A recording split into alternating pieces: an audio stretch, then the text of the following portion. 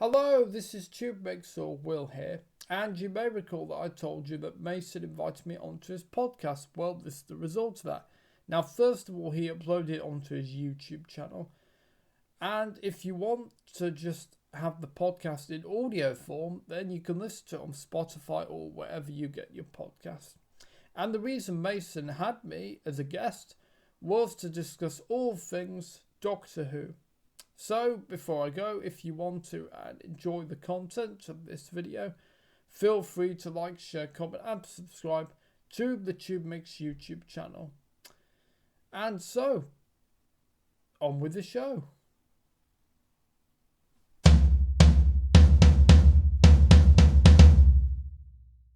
Today I'm with Will, and Will and I are going to be speaking about, of course, Doctor Who today, 60th anniversary, Doctor Who in general. There's so much to look forward to, and Will actually was brought to my attention by a friend of mine, Chloe, who has been on the podcast twice, I think now, yeah. And if you go to the start of the series, she was one of the first episodes of this, like November part 2 of the series. But yeah, what I'll do is I'll let Will introduce himself so he can let everyone know a little bit about him. So thanks, Will. Right, okay, thank you very much, Mason. It's brilliant to be on the podcast. Hello, I'm Will, or well, this is sort of my catchphrase, or TubeMix, or either. And yeah, obviously, I'm a big Doctor Who fan, really excited to be talking about the 60th and the show in general. And I first remember the show in 2005 when it came back, and since then, yeah, been a fan, and it's never stopped. Yeah, it's an ongoing thing, isn't it? We just like it too much. Yeah, exactly. Yeah, I can't imagine not liking it. So Yeah. So you started watching it from like 2005. yes. Yeah. And was it like the very first episode that you watched, Rose? Yes. I think it would have been. I certainly do have memories of yeah, the Autons and that whole episode. So yeah, I think yeah, it would have been Rose. Yeah. It was a pretty good episode, I think. Yes, it was a good episode. Yeah, good introduction to a new era and a new series for that new generation. And Chris, of course, is brilliant as the Doctor. So yeah, no, it's fantastic. Yeah, Chris was awesome. He was great. Yeah, Um, fantastic. I think the only Doctor I can say who's gets so angry at a Dalek. Gets really angry, doesn't he, in that Dalek He episode? doesn't mess around, does he? Yeah. Yeah. And I think like the Father's Day episode I loved that one in the first Yeah, series. really good episode. Yeah. I did really like the music. I kind of lean towards the music when I watch Doctor Who because it just makes you feel good, I think. Yeah, I think Murray Gold's scores particularly are really good. I think yeah, they're a big ingredient. I think of why a successful ingredient of the revival since it's come back. I think it's been a huge part of the show, the music. Yeah, I agree. Like it's just so good. I think with the music, it's always changing. My favorite, my favorite music always changes because there's too many good ones. Yeah. Find, yeah. So do you have a favorite Doctor, or do you just like them all? Well, I think out of the modern series, I think it does have to be Christopher Eccleston, really. I do really like him, and yeah, his humor as well. And I also think he's the best out of the series, really gritty stuff as well. Out of the classic series, I guess I think John Pertwee's brilliant and Patrick Troughton, yeah, and of course, well, for many people, the Doctor will always be Tom Baker. So Yeah, I think out of the modern series, Chris, and then out of the classic series, yeah, between those three, really. Yeah, Chris is very good. Speaking about John Pertwee, I at a convention early this year, like this was Oh the top wow, prize. yes, an old Radio Times cover. Yeah, There's Parky on there, yeah. and This was Tom, not Tom Baker, John John Pertwee. Pertwee. And if we can see, like, this was actually the top prize, actually, at the convention. Wow, that's And great. Yeah, fantastic that you own that. And it was funny because I stood outside and everyone who was winning the prizes was standing outside and not sitting down. So it's quite funny. I was outside and I won, and someone else was outside and they won one. So that was pretty funny. But yeah, um, it is good. John Pertwee, I think, has got a set in the new series with Shooty. Has actually got a velvet. In one of the episodes, he's wearing this velvet costume. So Velvet coat, yeah. maybe that's inspired by John Pertwee's Doctor. Yeah, well, he said in an interview that he really likes Pertwee's clothes. So yeah, I would be surprised. No, definitely not. But yeah, it's like I think the Ninth Doctor is. I think the good thing about the Ninth Doctor is the Ninth Doctor weren't the Ninth Doctor. Like I don't. Maybe we wouldn't have got 10th or 11th or 12th or 13th, 14th. Well, yes, obviously Chris relaunched the show, and it's thanks to him really that and Russell obviously, but it's thanks to him that he managed to launch it really, and then obviously handed it over to David Tennant, who even more increased the popularity of it. So yeah, I think David Tennant is great.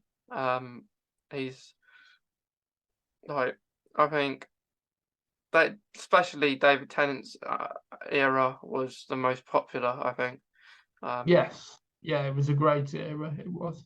Yeah, and he was only there, I think, 3.5 years, but it seemed longer than that. It did because of how good. Well, I think because of the 2009 specials at the end of his tenure, I think that also did make it seem longer as well. So yeah, that's probably why I would guess. Yeah, yeah. I don't know. I guess they didn't want to do another series because he'd had so many episodes anyway. But Oh, sorry. I'm not sure. Like they did that with Jodie as well. They did like some specials. Um, They did, yeah. yeah, and it's interesting why they do them because I do like them when they do them because I think they should be every Doctor should do them because they're seasonal. So like you had an Easter special, autumn, Christmas. A Christmas special, yeah, exactly. Well, I think the 2009 specials, the reason why they exist was two things. One, David was busy doing Shakespeare and lots of other projects. Two, it was to allow because at the same time those specials were filming, don't forget that Matt Smith and Stephen Moffat and that crew were filming series 5 then. So that's why we had those three specials, because to give the old team a send off, and to let Moffat's team film series 5 and to give them some space. So yeah, that's why they exist. Yeah, definitely. Do you have a favorite series that you like at all? Like is there one that stands out to you that you're? Probably. I think probably. I mean, series 5. Actually, I mean, I know it's in Matt Smith's era, but I like that, and probably series 1 as well. I think that has to be up there. Yeah. Yeah. I liked series 3 and series 4. Okay, yeah. Series 3 was quite good, yeah. I liked it. But series 2, I mean, I loved it, but at the time I loved it. I loved watching it, of course. But if I look back, I said it to a few other people who kind of agree as well. Like, series 2 doesn't really have much of a storyline. It's just occasional, like going on adventures, Rose and Doctor. Well, it does. The story arc is Yeah. Torchwood. Yeah. But like at the start, towards the end there is, but at the start, um, I guess they're just getting to know each other. But I guess out of David Tennant's series, I think it gets stronger as, of course, Yes, it it does goes get on. stronger, yeah. Which is probably the same for any Doctor, really. Well, yes, it takes some time because the first series they're settling in, the crew are settling in with them, so everyone's finding their feet. So by their second or third series, then yeah, they're settled in. Everyone knows each other, and then it's right.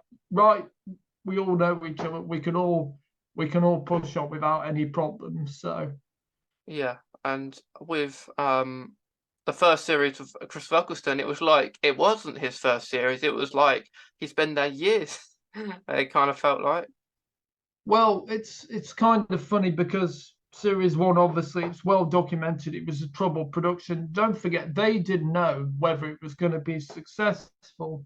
So, it was they didn't know that it would be the success that it was now. So, series 1, I guess a lot of the crew were nervous, and there was an awful lot of pressure as well. So, yeah. But no, they did a fantastic job for relaunching the series for a whole new generation. Yeah, it was a very good start. And it's good it's worked out. From like I think series 5 is a good like your favorite one. I like that one because I love the story in it. I like the Pandora car and everything like that. Yeah, the Cracks storyline was very good, and I think series 5 for me didn't have many weak episodes. Series 4, there was quite a few episodes. I mean, I wasn't keen on Donna, to be honest. So, and unfortunately, she was a big part of that. But I also, I don't like the Unicorn and the Wasp. I don't particularly like the Adipose. I'm Okay. not so keen on Turn Left because there's no Doctor in it, and it's mainly Donna, and I'm not keen on her. So, yeah, series 4 is, but series 5, I think most of the episodes, I like pretty much most of them. Yeah. I get what you mean. Like you find actually it's quite funny because quite a lot of people like Turn Left. And I'm kind of with you on that one. I'm not a fan of Turn Left, and I guess you like it and you don't. What do you think of Love and Monsters? Well, I love Peter Kay, and I loved Peter Kay growing up, but Love and Monsters is I think it's terrible, to be honest. I've got to be honest with you. I think it's absolutely terrible. But I think it was interesting that the Azorbalov was designed, as you probably know, by a child on a Blue Peter competition. And yeah, it's Peter Kay. Yeah, I mean that was interesting casting. I wonder if Peter Kay hadn't been cast, whether there'd be a serious actor, whether the Azorbalov would be a better villain. But he was comic because Peter Kay is a comic, so they obviously wrote it to fit him. I don't know, but yeah, it's not an episode I'd go back and watch. I don't think at all. No, I read something when Peter Kay did a show Yeah, recently, and he was asked, "Do you like your episode that you was on in Doctor Who?"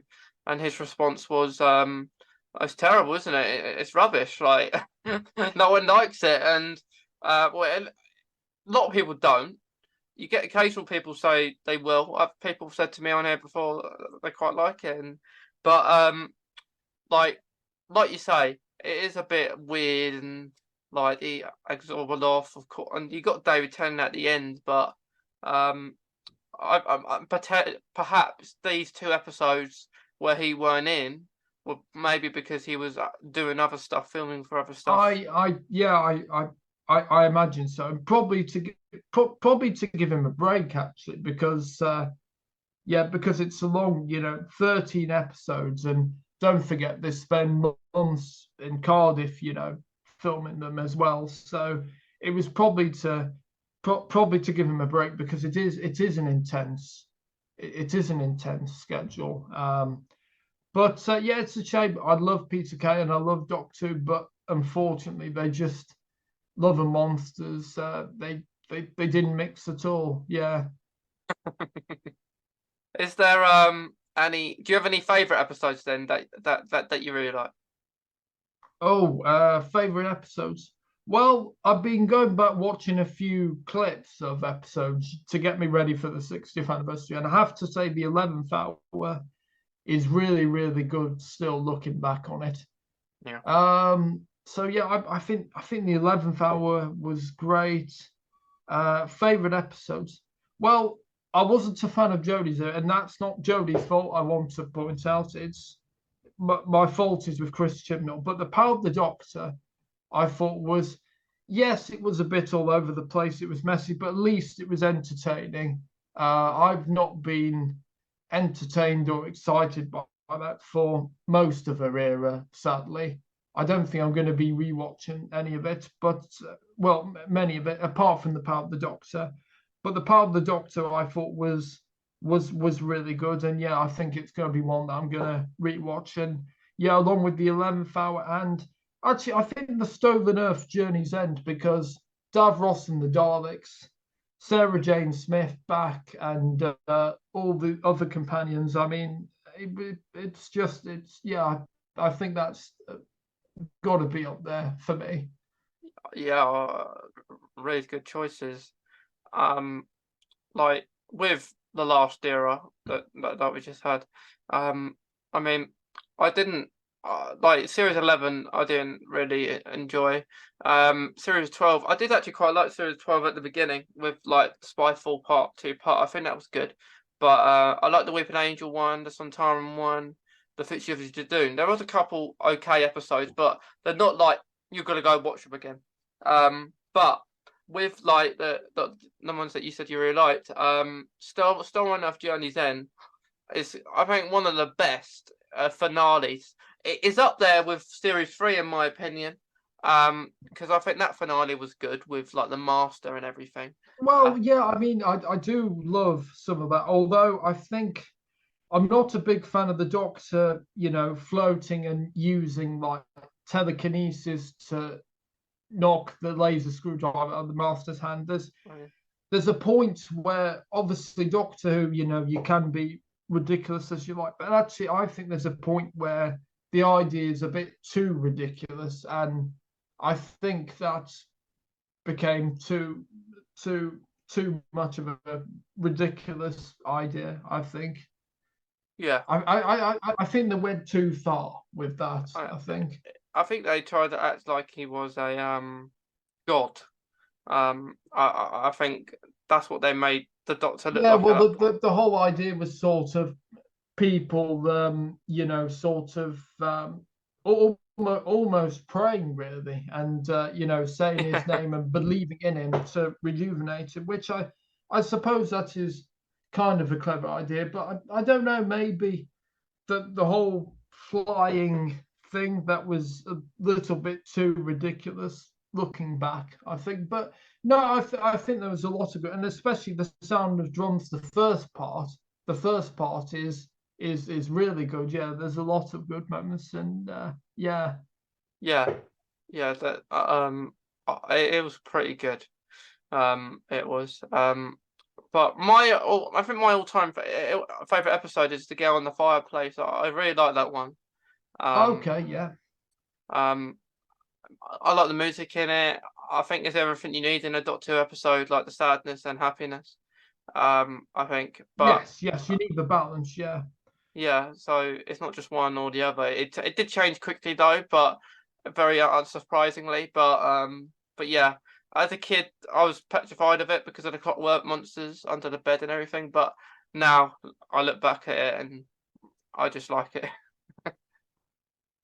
Yeah, no, fair enough. Yeah.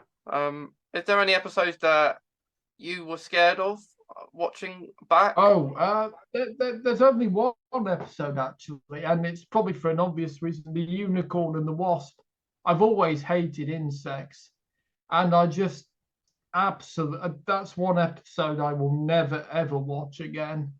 I'm scarred by that 15 years on, and I've never forgotten it, and I'm probably never gonna forget it. It's oh yeah, I'm on edge just thinking about it. So So is it wasps that you're quite scared of, like of them? well, I've never liked insects at all. But well, yeah, I don't like them either. But yeah, I don't. That's the one episode I will never watch again. Never watch again. Absolutely not. Okay. But I guess there is a scene in that episode that is quite funny. You know, when the Doctor is Oh, poisoned. you're talking about when the Doctor gets poisoned. Yeah. Well, for me, it's a little bit too comedic. I mean, obviously, I'm biased. I hate the episode, but for me, for me, it is a bit too comedic as well. And it's also you're probably going to think I'm very harsh for this, but I believe every episode should be important to the story arc. That's as far as I know, and maybe I made a mistake, but I don't think there's any connection to the story arc. It's a filler episode, so it's one that could easily be tossed in the bin because it's not important to the series. It's a filler episode, and I would rather there be another episode that would contribute to the more important story arc. But yeah, that's me. I know that's very harsh, but I believe every episode should be related to the story arc. Every single episode. Okay. That is right. In some aspects, because like you want, especially now, because you don't have we won't have as many episodes as we did before. So you would want the story.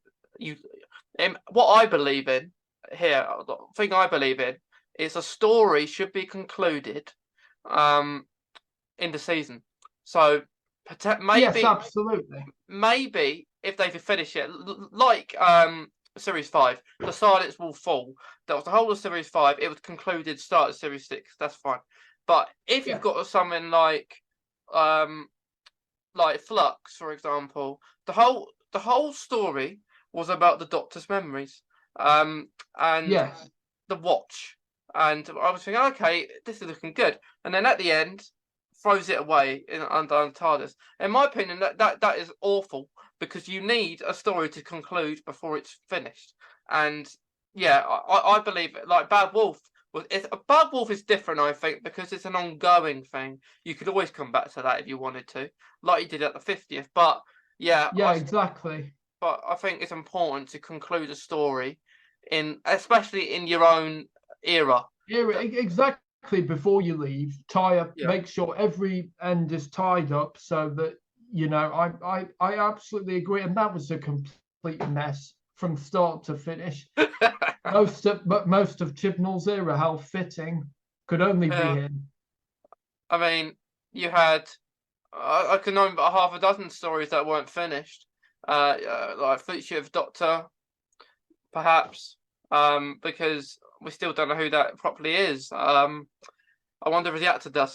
I just thought it was a complete mess, and killing off Tecton, Barbara Flynn's character again. That was a decision. I thought, what a waste of potential. You could have had be a recurring villain, and what did you do? You just killed her. What was the point?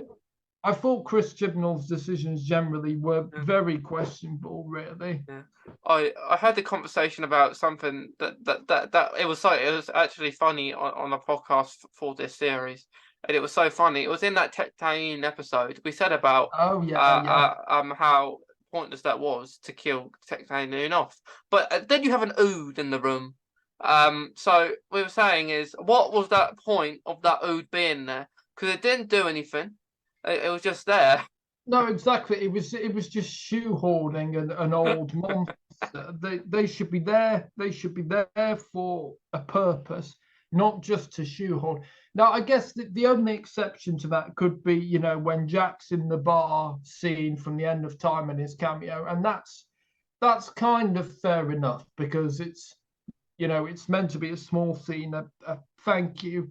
But on a big scene like that, the Ood should have done at least something, but it didn't contribute anything. It was just a pointless shoehorning.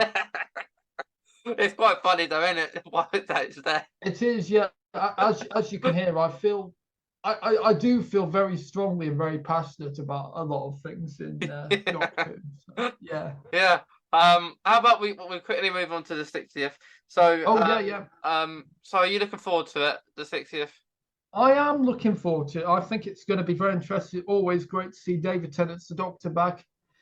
I'm not so enthusiastic to see Catherine Tate as Donna back. I was never a fan of Donna. I would have rather Martha came back, to be honest. Yeah. Who knows? She still might. Well, yes, of course. But yeah, Donna, for me, I've never been a fan of her. And yeah, but it is going to be interesting. And, you know, Neil Patrick Harris as the toy maker is going to be interesting. It's going to be great to see Kate Stewart back as well. So I'm very looking forward. I'm not so looking forward to seeing Beat the Meepit. This is going to sound very cynical, but it's going to sell toys because it's cute, which I know is a very cynical angle. But yeah, but yes, overall, I'm looking forward to. I trust in Russell. He brought the show back. He delivered pretty much consistently for me. So yeah, I trust in him. You trust him? Yes. Yeah. So I haven't asked this question to anyone yet, but I think because you're not as fan as Donna. So are you more looking forward to like the new series with Shooty, or are you more looking forward to the 60th anniversary specials with David Tennant and Donna? Oh, well, that's interesting because obviously I am very looking forward to Shooty. Well, I don't know. I'm looking forward to them both, but I just wish that the perfect scenario would be the David Tennant specials without Donna. Yeah. What is it about Donna that you really dislike then? She's just she's just too mouthy for me. I'm not generally a fan of Catherine Tate, and yeah, Donna, I was never a fan of her at all. The first, although I will admit her exit, that emotional That was pretty sad, wasn't it? scene where he wipes her memory. I mean, it's beautifully acted, and yeah, but no, Donna, I've never been a fan of her, and yeah, I'm not so enthusiastic. But maybe, you know, she'll be obviously a bit older and hopefully a bit wiser, maybe a bit, you know, toned down as well. So yeah, I guess it'll be interesting. So yeah, we'll have to wait and see. Yeah, she does seem. I guess she will be more mature than last time. Yes. Because she is older. But so do you have a favorite like companion then? Well, I think out of the classic era, let's see. Well, I think because she bridges the classic and new eras, I suppose Sarah Jane Smith. Martha, certainly recent years, I was never so fussed about her. Amy and Rory, I really do like them. I think they're great, and also I don't like romance in the TARDIS, to be honest.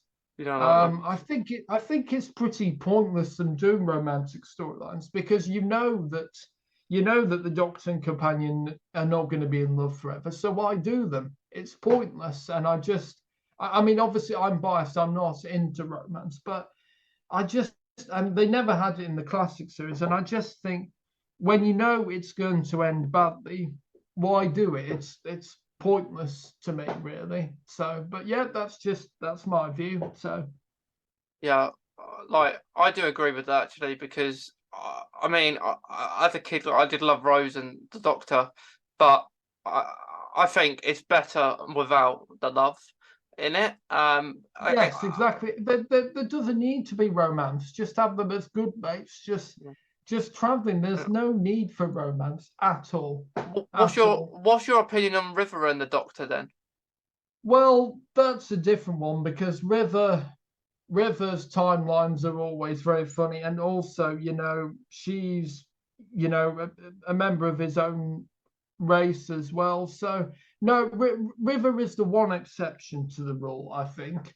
Yeah, no, I have no problems with that because yeah, it's kind of always been a relationship, and River is sort of half Time Lord as well, anyway. So no, but it's the human companions. I think that I just think that shouldn't bother with romance because, like I say, it's just you know it's not going to work out. So why do it? It's pointless.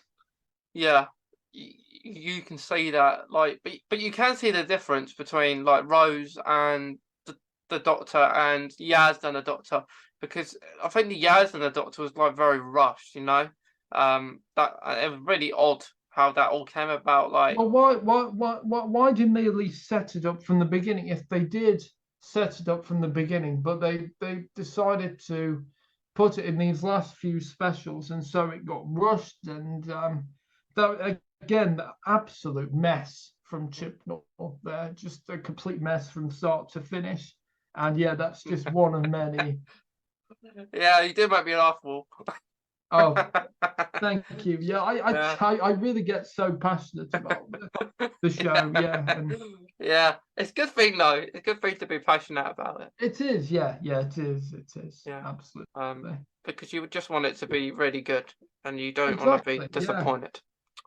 Exactly. Yeah. And like, but are you really excited for this new era of Doctor Who? Are you got high hopes for it? I am. I think it's back in the hands of Russell, and I'm delighted that he's back. And I think it's going to be some really good things for this era. Yes, just please, can we have no romance between Shooty and Millie? And yeah, and I just want some entertaining stories and some particularly epic finales as well. And Yeah, missed yeah, them. just more of the. I mean, obviously, it's a different era to when Russell last left. Lots of things have changed, but I think he can deliver, and I'm confident that he and all the Bad Wolf team. And the good thing is, Jane Tranter and Julie Gardner, who were with him first time round, and Phil Collinson, that they were there, for that era. He's back with the people that's he knows, and they know Doctor Who. So I'm really confident it's in the hands of the right people. So I trust them. Yeah, they are all very good at what they do. Exactly. Yeah. They are all awesome. But yeah, there's so much to look forward to, and I agree. I don't think Shooty will be in a love relationship. I think more it will be they'll just be really good friends. I hope so. I hope so. Yeah. I'm fed up of romance. And would you be open? Do you like it though when like maybe companions, like Amy and Rory, or perhaps people like that are in love like that? I have no problem with that because Amy and Rory, they could be married for the rest of their lives. Yeah, I've no problem with that. No, the problem is the companion falling in love with the Doctor. That's the problem I have, and that's something I want to see in the bin, and preferably never again.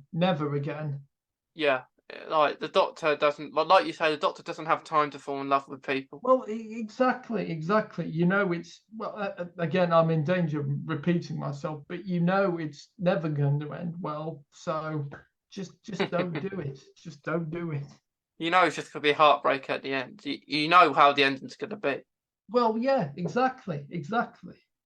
That is it. That is it. But lastly, before we finish, Will, because we spoke about so much, Yes. I know we could speak about Doctor Who all day. Yeah. But for the 60th, is there something that you want to see happen? And is there anyone that hasn't been announced yet that you would like to see in the 60th anniversary? Oh, can I say multiple people for who I want to be in it? Yeah, of course you can. Oh, right, okay. Well, I'd love to see Christopher Eccleston back, but I think the chances of that are very, very slim. That's the one downside of Russell coming back, is the chance of Chris coming back are even more slimmer. But I'd love to see Peter Capaldi back. I hope, Matt Smith back, and even more of Paul McGann, really. He's the one I really would love to see back. Because even I'd love a full adventure, a really proper episode with him, and so I'd like to see him back, Peter back, and Matt back, and I'd love to see Christopher Eccleston back, but realistically, I just don't think that's going to happen. What I do want to happen is for Donna to die. I know that's quite dramatic. Can I just explain why? Yeah, explain why. Okay, so in the modern series, we've not had any companion deaths. Well, they've been sort of deaths. Rose has sort of died, if you like, in our universe, but she's away in the parallel universe. Martha, left and is still alive.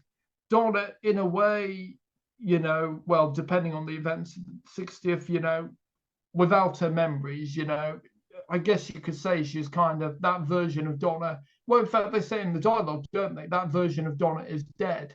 So I think the best, because I think it's pointless if you're going to bring Donna back for just to forget again. I mean, we had that in the End of Time with a brief bit.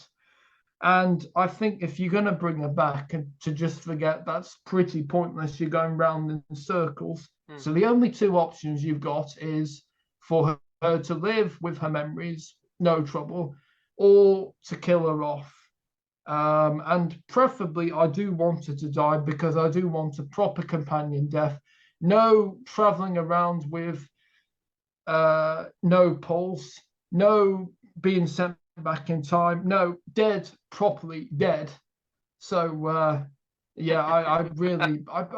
think it'd be really good for the show, that really, and I think it would be a happy ending, because if you think about it, Donna would still have her memories. Yes, but at least she would die with her memories. It's far better to live with the memories you've got than to. It's far better to die with the memories you've got than to live with when you've lost the memories. So I think, that would be the best way. And ideally, what I'd love to happen is Donna to use her Dr. Donna powers, and as a callback to Eccleston saving Rose, absorbing the time vortex, Donna gives her powers to revive the 14th Doctor, which, we can presume, he's been hit, and, to trigger the regeneration. And I'd quite like that. I think that'd be Donna saving the Doctor. I mean, that'd be good. I think maybe I think you're right there. I think Donna, it's either going to be the Doctor will sacrifice himself, but he done that last time, I think. But yeah, I agree. I've had a lot of people want Donna to survive, but like you, it'd be interesting just to see that happen, because I've seen a shot from Shooty, and he's at churchyard. So, and I've read that Shooty is going to be really kind of from the events of the 60th. He's got his all about healing. Yeah. Apparently, I saw that. Yeah, he was at a graveyard. So yeah, I do want. We had it in the classic series. We've not had it in the new series. A proper companion death, and I think, and to be honest, this is probably the last time that Catherine said, I can't see her coming back, No, yeah. down the line for the next anniversary. So yeah, just wrap up Donna's story here. Have her go out in a good way and sacrificing herself to save the Doctor. I think And so. be done with it. Yeah. But the only thing I would say is I think there'll be a massive uproar if that did happen. And yes, I know there would be a yeah, backlash, but I really hope Russell has, proven that he's not the same right and that he's not afraid to make bold decisions. But I think they'll be well written. But I'm hoping for some bold writing, and you can't get any bolder than killing a companion off as well. It's going to be interesting. Would they do that on an anniversary episode? That's the thing we got to think about. But it is true, yeah. And but yeah. like you, I'm all about changing things. It's different to when Russell was last year.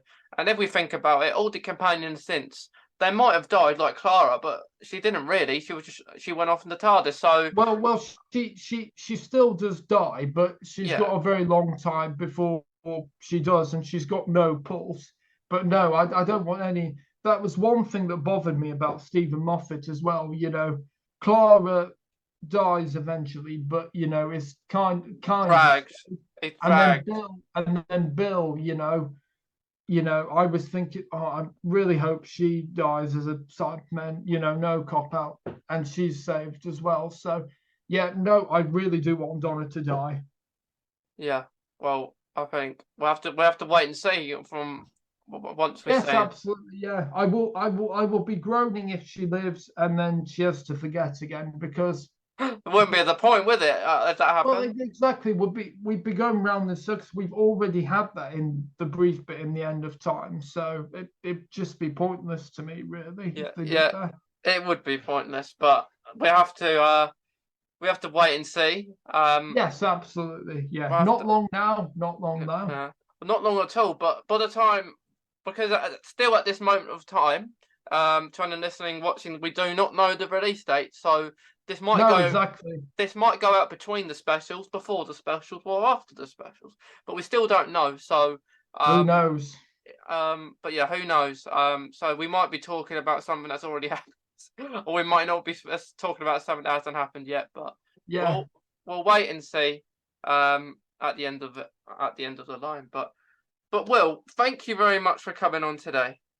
Thank you very much, Mason. This has been I've really enjoyed it, and it's been great to hear your stories of Doctor Who, and for me to share mine. And thank you, and I hope everyone watching enjoys the 60th specials. And it's great. And if feel free if you want me to come back on the podcast, and I will happily do so as well. No problem.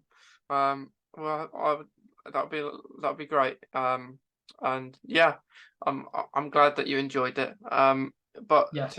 But to anyone listening, watching, like Will says, enjoy the 60th. If you haven't watched it already, or if it's on yet. It's all about this wibbly wobbly, timey wimey stuff. But get a move on, BBC. Yeah. Give us the dates. Yeah. Get a move on. Well, at this moment in time, probably everyone knows, but who knows? Who knows? But thanks again, Will.